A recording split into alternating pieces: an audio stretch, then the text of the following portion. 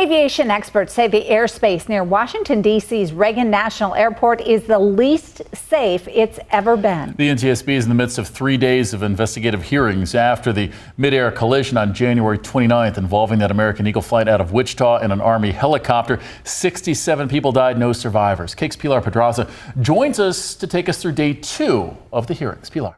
Yeah, in the NTSB chair's words, today's hearings were about thoroughly understanding crew dynamics, air traffic control, and operations. At least one witness told her the airspace is the least safe it has ever been. The airspace system since 1986, the helicopter routes, were very successful. Obviously, that success ended quite tragically on January 29. To answer your question, today, the airspace is the least safe it's ever been. Rick Dressler, a pilot and the aviation site manager for a medical services company based out of Reagan National Airport, has been a consistent critic during the NTSB's hearings of flight operations in the D.C. airspace, including critiques of how military aircraft treat altitude requirements as relative rather than concrete. He disagreed with members of the FAA about current safety conditions. I'd like to answer that question. Be great, thanks. Absolutely, it's safe to fly in. I flew out myself this weekend, round trip. I plan to do so in another few weeks.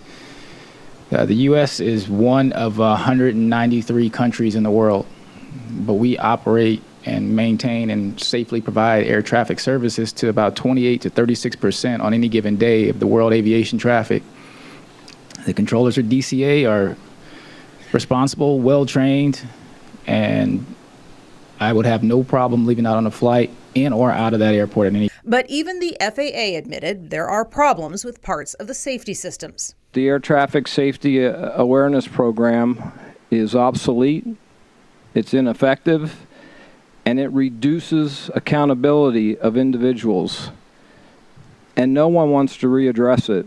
Meanwhile, as the hearings continue to run long, the NTSB chair's frustration showed yet again, this time over concerns the FAA may be trying to control what witnesses are saying after an incident where an FAA official elbowed a witness who was speaking.